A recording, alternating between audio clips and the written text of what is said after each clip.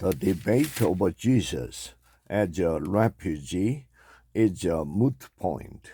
Religion is one of the most dangerous forces on earth. If you've ever encountered true fundamentalists, you know why.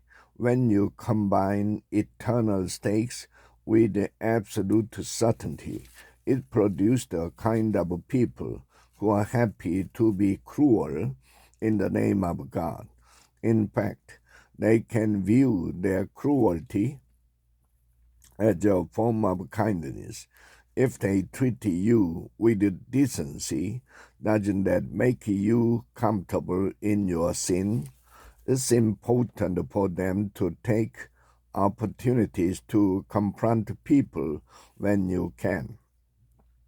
In other words, to tell people that they are wrong, often in the most strident of ways. How else will they understand the gravity of their own sin?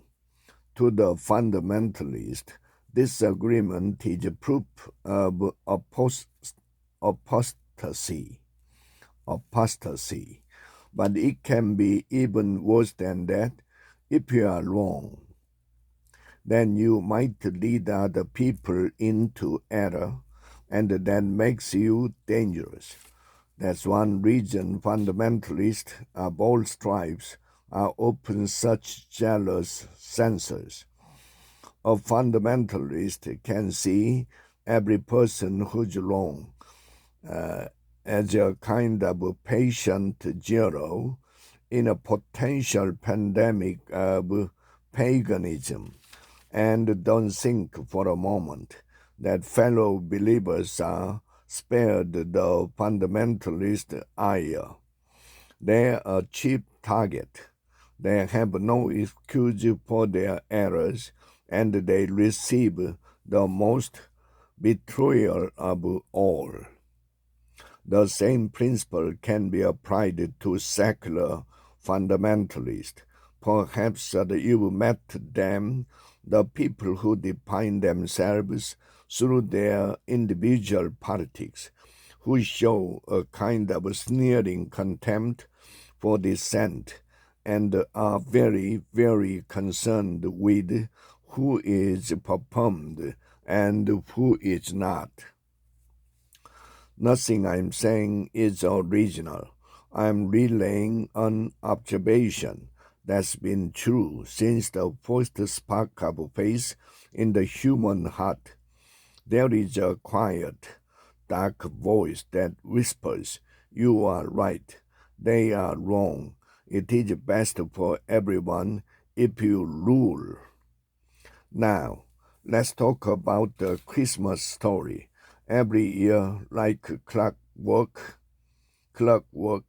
a series of debate breaks out in Christian America. When Jesus was born in a manger, did that mean he was homeless?